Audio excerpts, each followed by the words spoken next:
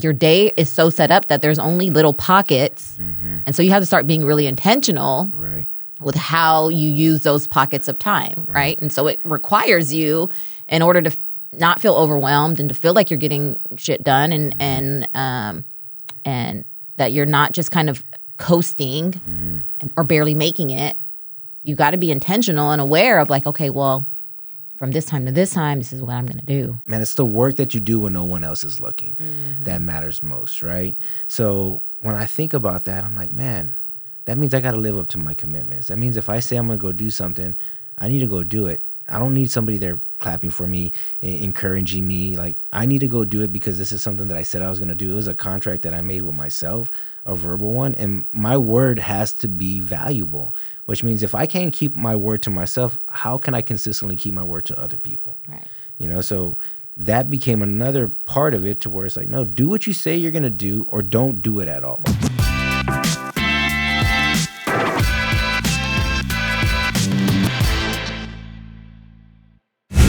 Welcome back to Always Level Up the Podcast. I'm your host, Carlos Garcia, and this is my co-host, Tracy Renee Ross Garcia. So today we are diving into another principle of success. I don't know what order this show is going to be published, but we just talked about the purpose, right? Our definiteness of purpose, which is the foundational principle of success. Starting point of all achievement. The starting point of all achievements. That's right. You can't be a drifter. No. You have to have purpose. Yeah. And I think what I gathered from, like, I guess, synthesizing the whole hour discussion that we had is it's something that we discover through action. And at least having a starting point, a goal, some sort of idea of what you're working your way towards, and then taking the action, and then watching as your actual purpose grows and develops from taking action. So speaking of taking action, that's right. Another principle of success that we're talking about today is self-discipline. It's one of those things that sounds simple. Yeah, well, does it sound simple? I mean, it sounds a little simple. So I'm disciplined. A lot of people think they're disciplined, right? Yeah. But really, it's one of the hardest ones to master. Yeah. We have discipline, and it's something that, we might hold on to it for a week or two, and we're for 40 days, right? Because we're just exiting the Lenten season, where it's like we have this discipline because we're sacrificing or restraining from something for 40 days or however long that that you're telling yourself that you're going to do this thing, and then life happens. Stuff gets a little bit hard. So we'll talk about a little bit of self-discipline, what that looks like in real life. Maybe I know you talked about some different angles that you see self-discipline. I told him before we started recording that let's not talk about working out the whole time. Can't make any promises, but it's definitely sprinkled in there. Yeah. No, that's I always feel like that's your analogy for discipline. It always has to do with like a physical exercise of some sort, and that's just how you are able to illustrate a lot of your lectures, illustrate a lot of the points that you make with the analogy of exercise and working out and the physical component of self-discipline. So I guess we can and start there. There's a lot more to it, right? Because when it comes to just self-discipline or discipline in general, people typically relate it to something that they're getting in trouble, right? You're going to get disciplined. You did something wrong, right? And the reality is like that's not what it's about. Like having the self-discipline or being disciplined is just doing the things that you should do that you probably don't want to do. Yeah. And that are good for you, right? These are the things that are good for you that bring out the best in your character, but also bring out the best in the results that you want to see. In fact, as a principle of success, it's the engine to success, right? You can have a purpose, but without discipline, it's going to be hard. It's going to be impossible execute that purpose, right? Because Carried out. there's going to be so much that's going to go into doing what needs to be done, and there's going to be a lot of unpleasant work that has to be done to where a lot of people will give up and say, you know what, I don't know if I want to do this, because they're going to meet adversity, they're going to meet failure, and at some point people tend to think that, well, man, maybe this it's not for me. Maybe maybe I need to do something else. It's like, no, the reality is you need to have the discipline to push through, learn from your failures and defeat, and then find the solution and then get back at it, because that's what happens. And on the road to success. Now, if you don't have that discipline or the awareness of what you need to do and what actions you need to take, well, then you're going to give up. And then that's where, you kind of can lose your faith and lose your hope, and it's not something that you should take lightly. It's something that you should really have a desire to learn. And that, in fact, when I started studying this principle, I was like, oh crap, I am missing a lot of discipline, right? And it's like that was the missing ingredient to the sauce, right? Yeah, but then I also realized, you know what, I do have discipline. But there's levels to the discipline, and it's all about the intention on how you apply the discipline, right? Because in college, I gained discipline, going to school, making it a routine, studying, preparing, and had a desire to be a successful student. But beyond that, what areas were suffering in my life where I wasn't applying the discipline, and that's where I started to realize, okay, well, one of there's several disciplines, that I think are important to I like to simplify it. But to be aware of, I think there's a spiritual discipline that we need to have. I think there's a physical discipline, and I think there's a mental discipline. And these three areas that once we become aware of, are we feeding the spirit, physical and mental, then we can kind of find that, Yeah, and balance. Before I think we should dive into each one of those areas, because I agree. I mean, I think when you break them up that way, it makes things a little bit more easy to manage, and also to keep in mind that there's a balancing act that has to go into them. Sometimes we'll fully deep, go into our physical disciplines and we ignore some of the other things, right? And so they're finding that harmony within the mind, body, and spirit is important. But you had mentioned two things that kind of stuck out to me. And when you talked about the discipline that you gained in college, because I can also relate that. Yes, I had the same awareness, but for me, I relate it to the discipline that I gained as a stay-at-home mom. You mentioned routine and structure. Huge. Right. Yeah. Huge for discipline and exercising your discipline, right? Because, again, discipline isn't something that you just get and then you keep it. Yeah. It's something that it develops, right. And some things are a little bit easier. It might be easy for some people to wake up and go to the gym, but what about when things get hard, or when maybe you had a long night, or there's an injury or there's something, and it makes it harder to just fall into that discipline. But when you have structure and you have routine and these things are already built in, it allows the discipline to flow a little bit better. So, for example, you said, in school you had the discipline, right? Because you had a time you had to be in class. You had the times that you had in between class. You had a time when you knew you had to go home and take care of the family or work. Your day is so set up that there's only little pockets, and so you have to start being really intentional, right, with how you use those pockets of time, right? And so it requires you, in order to not feel overwhelmed and to feel like you're getting shit done, and that you're not just kind of coasting or barely making it. You got to be intentional and aware of okay, well, from this time to this time, this is what I'm going to do. Right. From this time to this time, what can I do? Because I have this pocket of time. Maybe I will go to the gym. Maybe this is the time I do my homework. But it's those routines, right, and that structure that support the discipline, right? Exactly. And without creating routines, and I had to learn the hard way as a stay-at-home mom, where I was like, okay, I have all this time and this freedom, and at the end of the day, it's okay, I just did laundry all day and my house still looks a mess, but I feel like I cleaned all day. But not until I actually started creating like routine in my day, and with the help of my daughter who didn't like to stay home. She still doesn't like to stay home at that time. Okay, I knew I had to hurry up and get these things done because when she wakes up, she's going to want to move, and we're going to have to go do these things, play dates or whatever they were. Right. But being able to like have a routine, build out a routine, that took discipline.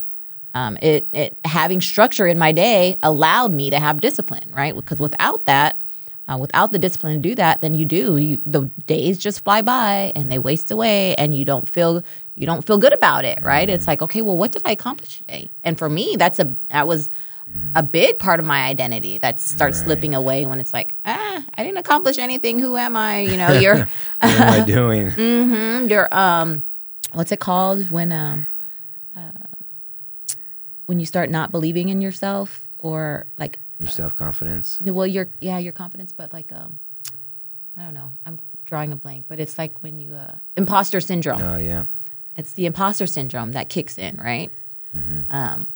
It's like, oh man, like you said earlier, like maybe this isn't for me. And I think it's also how you start to frame it in your role and what you're doing, right? So it's pretty much being a mom is, instead of stay-at-home mom, instead of looking at, well, I'm just a stay-at-home mom, it's like, no, I'm a woman that manages the home. Yep. And I have to keep these things in order. I have to create systems so it can be more efficient, because there is a storm of chaos that comes through every time the children come home, and there's needs and demands, and it's a vicious cycle. Yeah. And even though, some people have that type A, and I was not naturally a type A, but I became more of one where it's like, okay, I need to figure out what the structure is and what works, and being able to be fluid with it, right? Because it's not going to, I wasn't planning out my whole 8 to 10 hours a day. It was just pockets of time that I knew that I was filling in the priorities and saying, okay, these are the things that have to get done. And it just allowed me to see where the pockets of time were so that I could make adjustments. And that is like a game changer. And that did require discipline. It took time. And it's not like you don't get it right the first time. But again, it's the discipline that allows you to fall down and then get back up and say, okay, this does feel hard, but I can do it. And I can figure out a way to like overcome that, right? Because which category of discipline do you think that falls within? What do you mean, like physical, mental? Yeah, or spiritual? What do you think? A lot of spiritual, but mental. Mental, right? Yeah. It's a lot of clutter in the mind. A lot of moms in like the motherhood space, they call it the invisible load. Right. It's all the things that are happening in the background that no one else actually sees, but they can tend to weigh you down as a mom with a lot of responsibilities. So a definite exercise in mental discipline. And I think that's probably one of the hardest disciplines to acquire is mental discipline, just because it requires so much awareness, and then also it requires emotional control.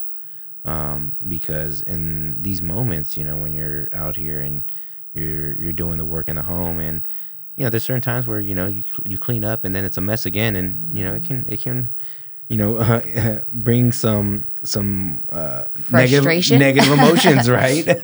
And you're like, well, dang, I just did this, and so it's easy to complain as opposed to, this is just what I do and it's what I have to do and it's just part of it, and you just get back at it and do it again. And something that I had to learn. Nothing makes you feel more disciplined when you have self-control, when you finish mopping and then the kid drops a Big Red and explodes all over the kitchen. Yeah, I'm like, why? I'm like, just laugh. Just laugh about it. It's okay. Let me clean this up. I'm here to serve my children. The second mop is going to be so much better than that first one. So, and I think that's a good starting point in terms of our discipline is the mental discipline, because in the principle of success, it's it talks about taking possession of your mind, right? And when you take possession of your mind, you start to take control over your emotions, right? And then having control over your emotions doesn't mean that you don't feel them.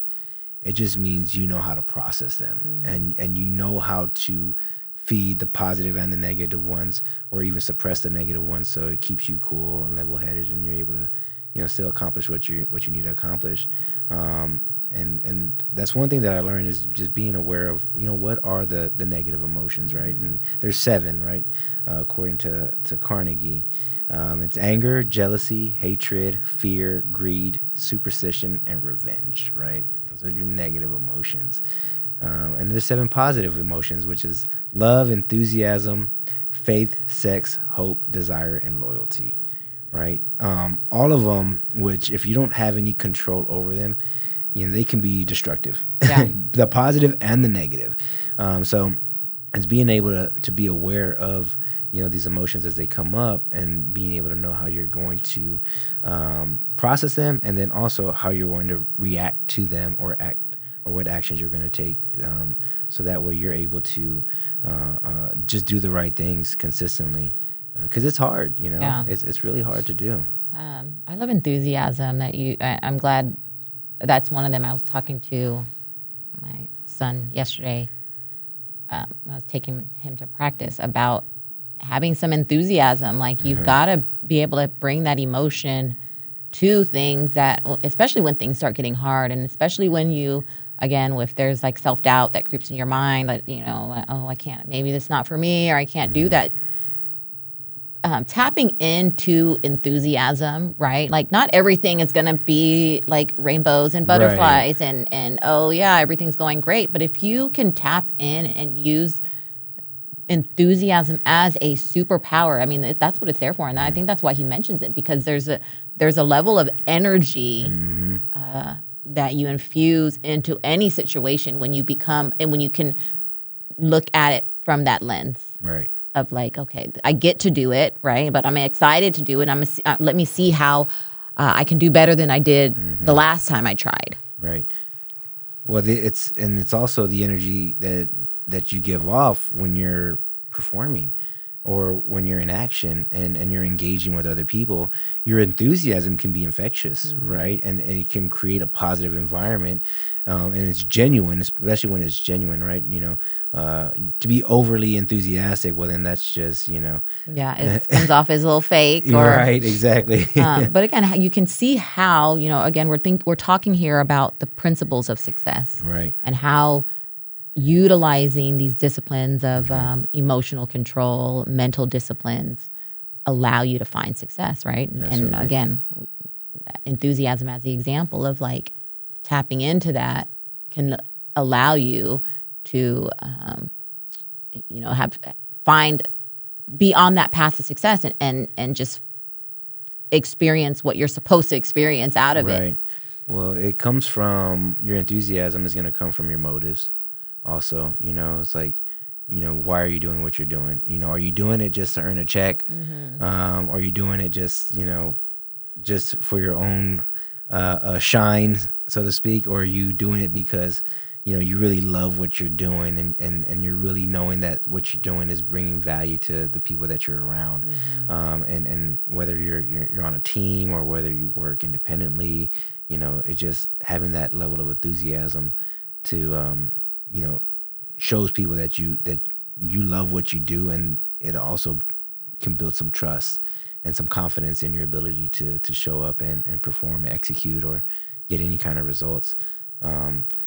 And with that, there's even more. There's another emotion that, for me, that stands out, is faith, right? Oh, yeah. The emotion of faith, and spiritually, faith is another component. But just to do things without knowing that there's a guarantee waiting for you, right? You have to have this faith that, I love what I'm doing. I know it's going to be worth, all the challenges that I'm going to have to go through, but there's going to be some rewards at the end of this, and not merely just doing it for the rewards, just knowing that what your work has value, and the effort that you put in is gonna make a difference, Yeah, faith.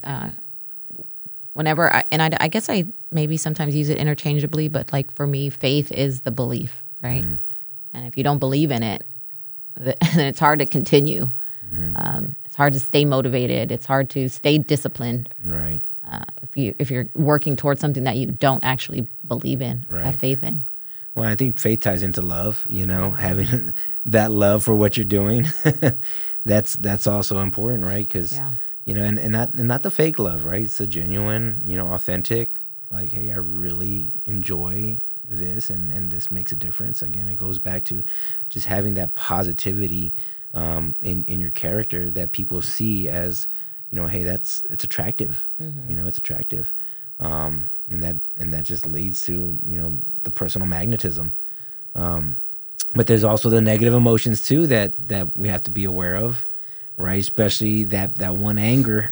Yeah. That anger, that's the one that gets a lot of people, because when people get upset, and it's like any of these emotions, these negative emotions can really be triggering to the point where we do things out of our character, right? That we typically wouldn't do. Like, oh, I was so angry because and it made me do that, right? It's not something I normally would do. And that's no excuse. And this is why it's important to like be aware of your own temperament, to figure out what exercises do I have to do to calm myself in the moments of anger. Because anger can be used positively as well, right? Because sometimes, I've had experiences where people have said things or done things that really bothered me and made me upset.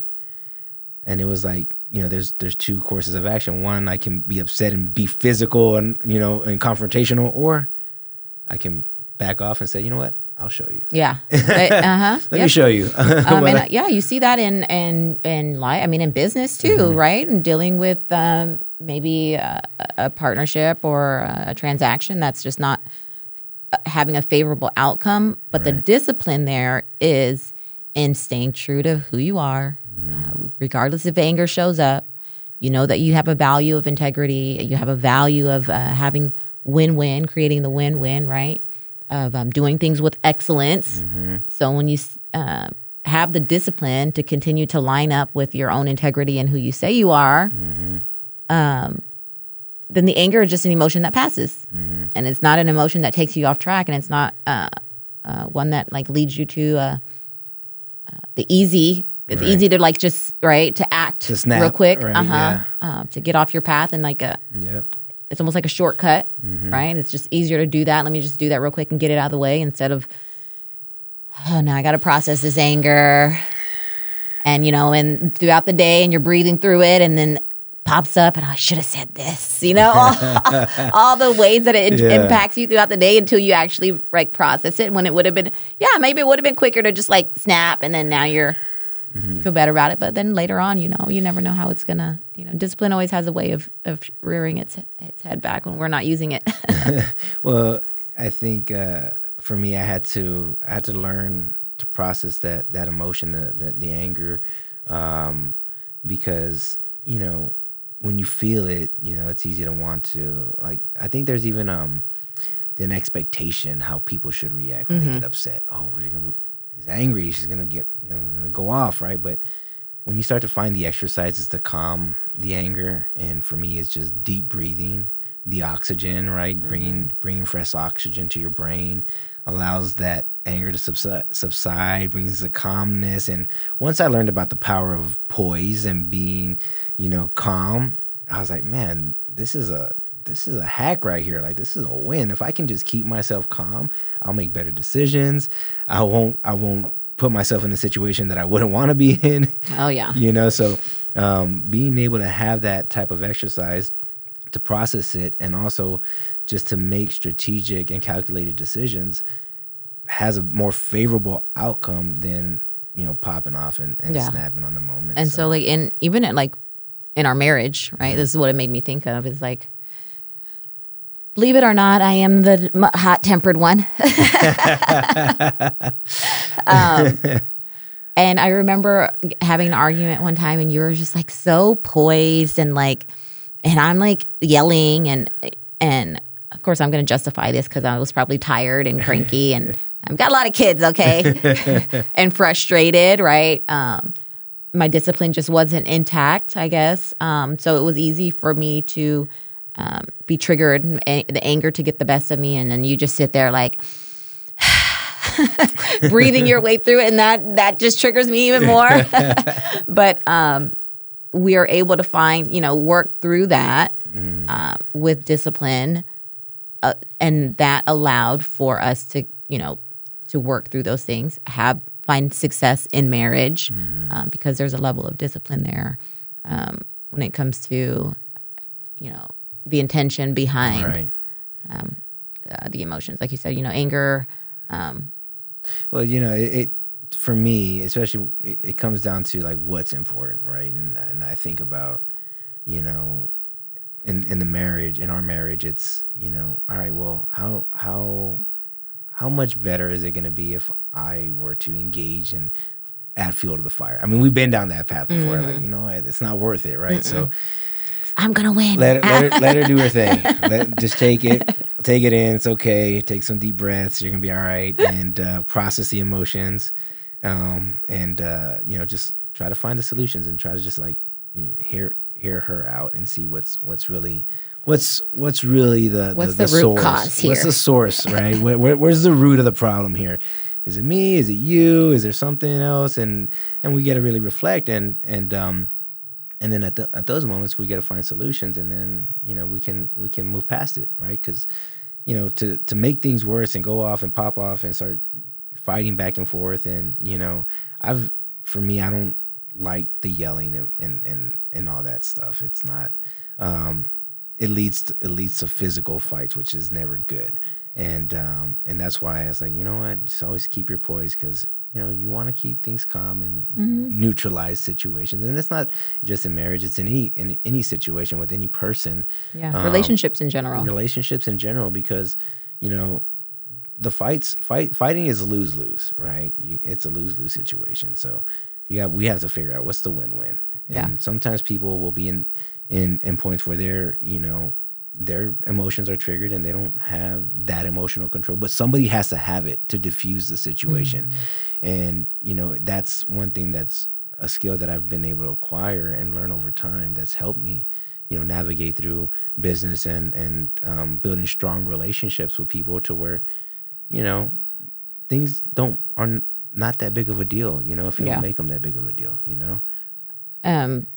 For me too, it just comes down to like being able to model for my kids, right?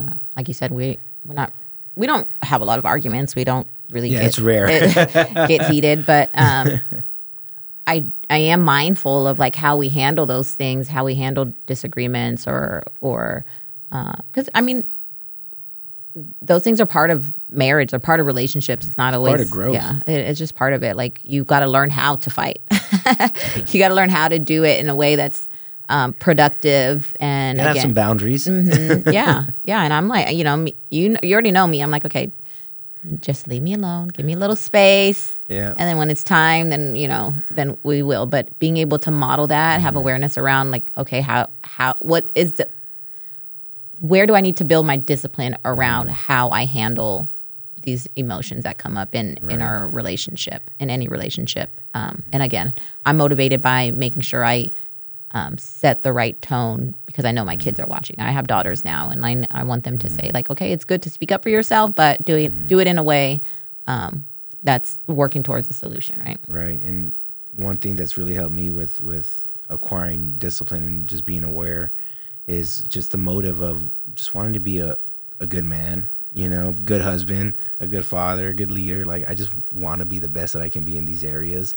And so it makes me more aware of, my behaviors and how I'm acting, because I think there's just more value when you're that way, right, as to anybody. And, Carnegie talks about making yourself indispensable. And that's what I want to be. I want to be indispensable. I want people to be like, no, this guy is a very solid person. He's a good person, good character. Yeah. And you don't want to lose them. Yeah. Let's keep them on our side. Yeah. And that's why it's important to me to really have not only an understanding of what the disciplines are, but making sure the actions are there as well. Because, we can say, yes, I have discipline, but all right, well, where does it show up? And the results are going to be a byproduct of your level of discipline, which, leads me to the next discipline, is the physical discipline, right? Here we go. Shout out Soul Fitness, San Antonio. Well, here's the thing, is that, y'all ready for it? It's probably the most... You got to wake up at 4 a.m. and... Not quite, but if the shoe fits. Here's the thing, is that it's probably the easiest one to to apply is the physical discipline in terms of exercise, right?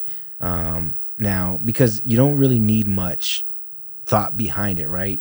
For me, it did start with early morning wake ups, because I was thinking like, man, there's this self-discipline thing that I'm missing, and how can I get it? How can I acquire it? Well, the first thing I did was I started reading. I went to books to try to figure out how do people become disciplined, and then I came across the book Extreme Ownership, which is written by Jocko Willink of the Navy SEAL, right? And what the Navy SEALs do is they wake up early and they exercise, right? The moment the alarm goes off, you get up and you get to work, right? And so I was like, you know what? I need to do that. It seems so simple. Get up early and go exercise. And that's where it started with for me. It's like wake up early, because as I evaluated my day, I have children, I have work, my afternoons get bogged down. I have all the excuses to not work out during the day and in the afternoon and evenings, right? So I was like, my only window of opportunity is to do it in the morning while everybody's asleep. Nobody's going to miss me. Nobody's going to care. Everybody else is sleeping. So this would be a way for me to exercise the discipline, because it's not something that I wanted to do. I didn't want to wake up early. I didn't want to go and exercise early, right? I was used to doing it in the afternoons, going and when I needed all your help. When you needed all my help, and I'm playing basketball, and then I'm working out. I'm there for 2-3 hours, and then I'm not getting any results. And I'm like, hold on, this is not discipline. This is leisure. 100%. And that's where it started for me. So I started waking up early and just made a commitment to do this Monday through Friday and just go run 3 miles. I didn't have to put a workout together. I just needed to find my route. What was my route? And then I get up and I go out the door, run my route, come home. I feel like, okay, I did something. I'm sweating. I'm good. Now it's time to get to work. So that's where the discipline started for me, because the other physical discipline is to control what you eat, how much you eat, and how much you drink, right? Which is hard to do, right? For some people, for a lot of people.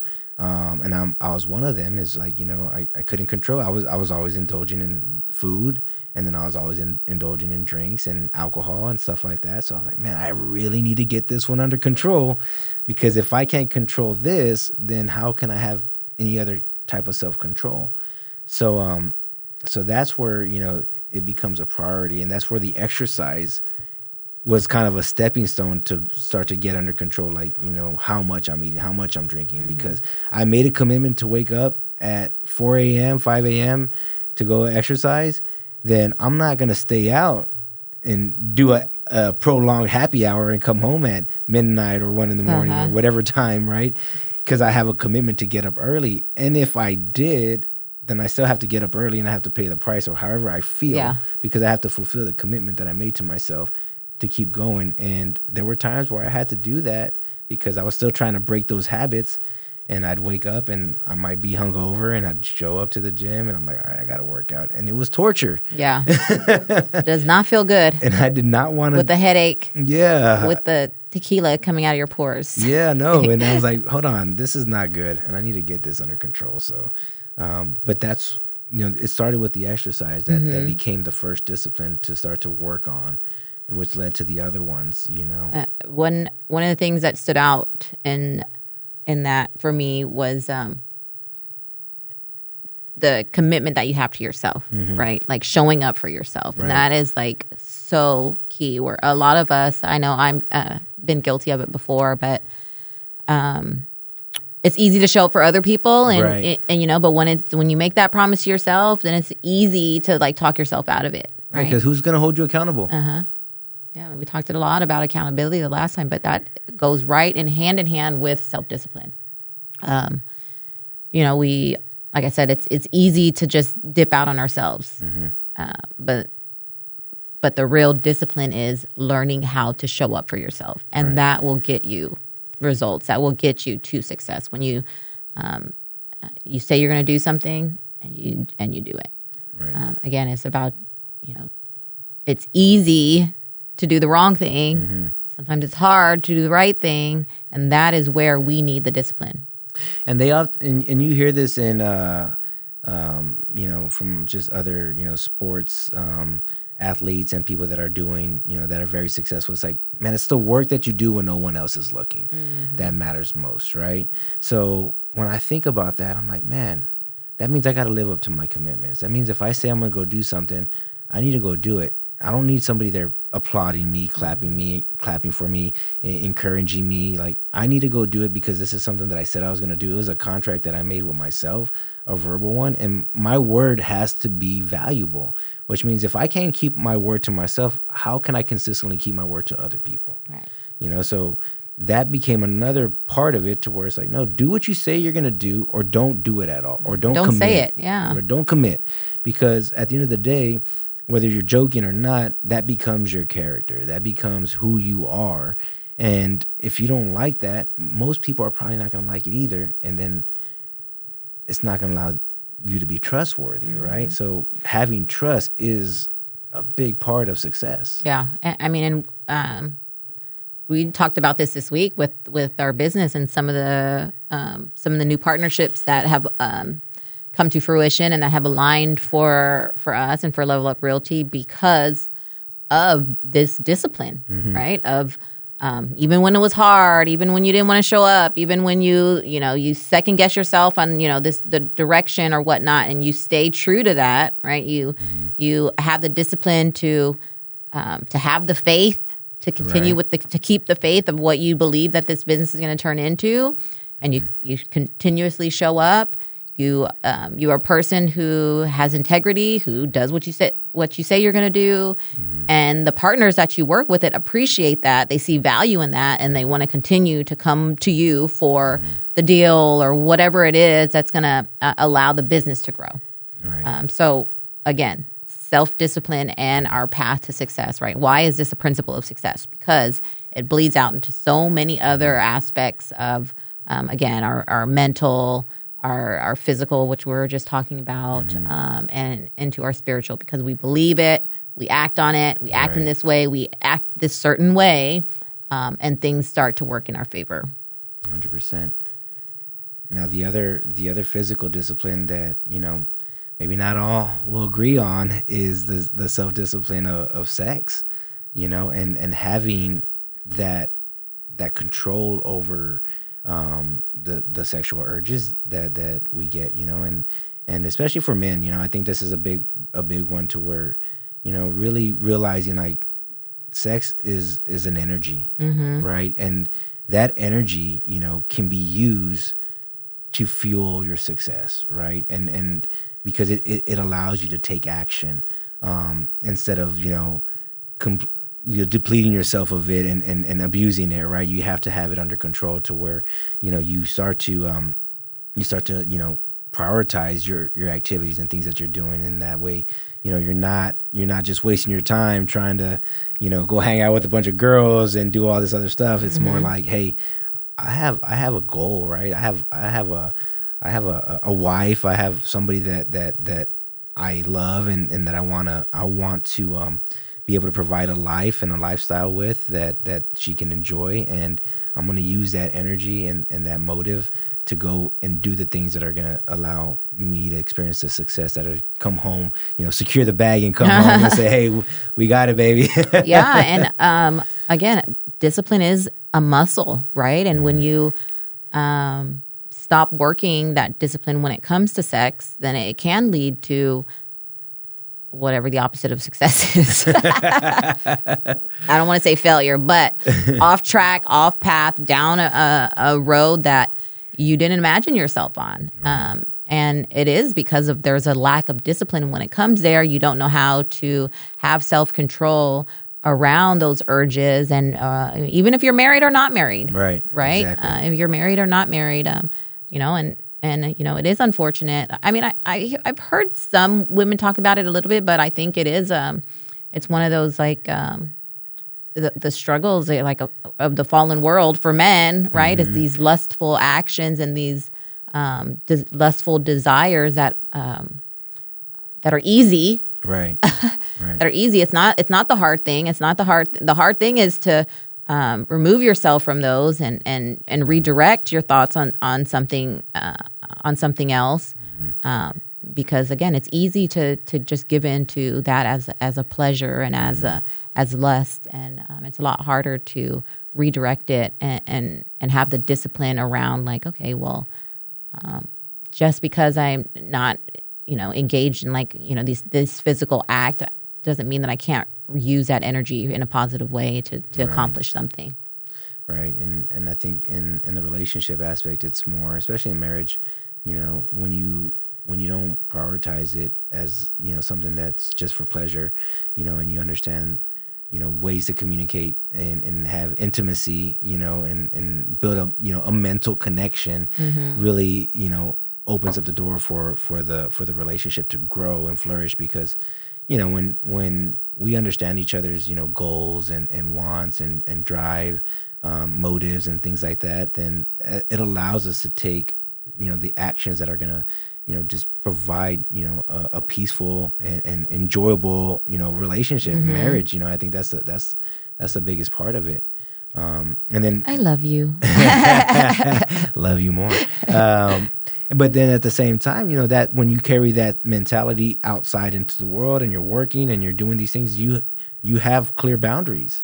You start to say, hey, this is off limits. Like, hey, I ain't doing this and I ain't doing this. Like, this is no way, no how, because I know what's at stake and I know it's important, because the consequences of not having these disciplines, it can be destructive and really lead to some hardship that you don't want to endure. So, avoid it and really gain that self-control. And there's ways to get those, to exercise it, but it leads to the next discipline, which is the spiritual discipline. And this is big for me, because the spiritual discipline is something that I found to be the most powerful, because it's through prayer and scripture that I find the right words, the wisdom, the actionable steps that I need to take to live life as a good person, as a good man, as a godly man, and being able to, understand it, to know it's like, how is this going to be, how do I use these values as my moral compass in the decisions that I make and the actions that I take. So, I think when you understand, the discipline behind the spiritual discipline, it comes down to, denying the flesh, right? Denying the fleshly desires, right? The desires of this world for, again, sexual gratification, materialism, egotism, vanity, like all these things. So and those things show up in everywhere in life, in work and relationships, all the things. I mean, in business, right? We talk about, even in the devotional today, right? We started the day talking about the mercies that God has for us, and being able to have that act of faith when things aren't going well, and it takes discipline, right? It takes discipline to deny, and even though it sounds like an opportunity, maybe in work it's like look at this deal, but you're having to cut people out or put the owner, the seller in a bad place, like. Right. But for an extra dollar, like, we have that spiritual discipline to say that, well, this is not in alignment with like who I say I am, who I want people to associate me with, those types of outcomes, or and my business, my brand that I'm building up, to have this really solid foundation of trustworthiness and of integrity, and the actions that you take don't line up with that, then there's no discipline there. Exactly. Well, and when you're looking for the right answers, you go to prayer. You go to prayer, and that's and a lot of times, most of the time, all the time, I'll pray on these things that I need guidance on. I'll ask for the wisdom, and I know, that's one of the things that that God says, if you ask for wisdom, I'll bless you with it. And wisdom is worth more than rubies and gems and anything material in this world, because that right there will teach you how to do the right thing when it's the right time to do it. And that's something that even one of my my most successful investors that I work with, he says, Carlos, I read Proverbs a lot because I need wisdom to make sure that I'm handling my success the right way. Yeah. And I think that's, when you start to have these disciplines and you start to exercise them consistently, and things don't become perfect. They're not, it's never just like, hey, it's all sunshine and rainbows, like you said. It's work, right? But what work has to be done day in and day out. And when you understand behavior patterns, addictions, stuff like that, then you can actually reprogram yourself to create these habits in the form of a positive addiction that leads you to doing things that are successful and then bring you closer to God, that bring you closer to your wife, your husband, whatever it may be, your children, and experience, just true success, which is beyond, money, and I think that's where you can really find happiness and fulfillment. I think about we talked about the structure. We talked about just discipline as being something that you've got to, you have to create this endurance to build it up, right? It's not like something that you get and then you keep it forever. It ain't overnight. And it has to be exercised daily. Daily to keep it strong, right? And so what are some ways that maybe that we could share that help in building the strength or the discipline, the self-discipline? Right. So what I would say to the spiritual discipline, one, I think, at least going to church regularly. That's the minimum, right? Engaging in prayer daily, right? I like starting my day with the verse of the day, through the Bible app, and then reading some scripture, and then that gets me going, right, to keep God in the center of my day. And then from there, the physical discipline is the physical exercise that I'll do day in and day out. I think that's important, to find a routine that you can physically exercise, and it doesn't have to be super intense, like just move, right? Yeah. Go for a walk, go for a jog, find yourself a gym, maybe you like yoga, maybe you like Pilates, whatever it is. Find something that gives you that physical movement where you're able to have that expression of doing something, taking action. And then as far as the mental discipline, I think it's important to learn, to read, to find books, and learn from these books. And you don't have to, take everything from the books, but be intentional about what you want to learn and how those things are going to help you turn a weakness into a strength, so it comes from being awareness. I wouldn't encourage you to just grab an encyclopedia and just start reading it. I would say figure out what you need. And I like, the learning part that, people, I have a lot of friends who are readers and, fiction or nonfiction, self-help, whatever it is. But being able to share what you learn is a really good step that a lot of people overlook and miss. But I think that's there's a discipline in that because, one, it holds you accountable, right? And then people start looking at you like, okay, well, what are you going to, did you really read the book? And what did you learn from it, type of thing? But for yourself, it's like, it's not just going through the motion of it, but actually getting something out of it.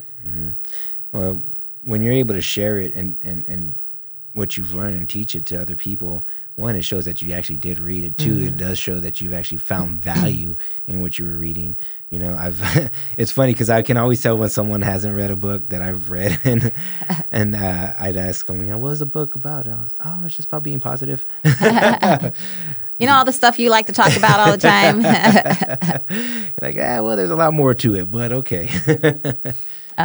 For me, I think a way that we can exercise our discipline is, and we talked about it earlier at the beginning of this podcast, is to create some sort of structure or have a routine. And again, when we're building a routine, it doesn't have to be like, this is what I'm doing every day for 8 hours a day and like very rigid and like, easy to fail. But just, establishing what your non-negotiable is, even just for the day. What is it, the one thing that I want to do today? And continue to do that for as many days as you can what is that one thing that I'm going to do today, so that you can start building that routine and start building the strength to maintain self-discipline. I think that's a really good way to start. And then engaging a friend, somebody that you trust, a spouse, because there is a level of accountability that comes with discipline. I know you're able to do a lot of these things on your own, but you've built up to that. A lot of times when we're starting out and we don't, we let ourselves off the hook. If you're someone who is used to letting yourself off the hook, then share it with somebody. Partner up with somebody, and that doesn't mean, oh, I'm only going to do it when they're going to do it. But it also means, like, if they're not going to show up, I'm still going to show up, but I'm going to tell them I showed up. So hopefully that rubs off on them too, right? But right. Being able to kind of like check your environment and like, who am I surrounding myself with? Because if it's going to be a bunch of people who see that I'm working towards something and they're trying to pull me in another direction, you might want to let a little bit of loose on that tie. And I'm glad you said that, because sometimes most of the time, you have to change not only your environment, but the circles that you keep, the circle of friends that you keep. Because when you're exercising discipline, a lot of people are not going to understand it if they don't do these disciplines, and then they will make you feel a certain type of way and try to belittle it, knock it. It's not that important, but when it's important to you and it's a priority, you'll know who to remove out of your life and who to let into your life, because that just opens up the door for a new circle of positive influences that will help you continue to progress and move in a direction that helps you see the kind of success you want to see. Because if you're going somewhere and you're your purpose and you know what you want to accomplish, then you're gonna align yourself with the right people that are gonna help you get there. Yeah. Because that is an important rule, is to spend your time doing the things that are gonna lead you to achieving your purpose. Love that. I think one of the things, I don't know if we mentioned it yet, but I kind of had it in my notes. But it really is this being able to step out, and it sounds so like cheesy, cliche, but being uncomfortable, right? There's definitely going to be a level of discomfort as you are applying discipline. It's going to take you out of your comfort zone. It's going to take you out of your element and who you've always been. I've always done that. Well, this is just who we are, and this is how I am. But if you start feeling like yourself kind of being pulled into this like uncomfortable space, it's probably requiring self-discipline and just being able to tap into that and saying, okay, well, I'm going to choose to do the hard thing right now, and I'm going to try to build my discipline instead of doing what I always do, that maybe it's the easy way, or it doesn't require a lot of heavy lifting or thinking for that matter. But just that comfort zone that keeps us away from really achieving the success that we want. Self-discipline requires us to be uncomfortable. Yeah. Once you start feeling the comfort, then it's probably time to turn it up a notch. Yeah. And embrace it. Embrace the discomfort, because that's a growth season. And that's where like, hey, you know what? I'm changing, and things are getting better. Yeah. Like when life gets better, no one's complaining. No doubt. I know. I love that. And you talked about the emotion of love, right? God is love. We know that. But the discipline is love. Yeah, it is.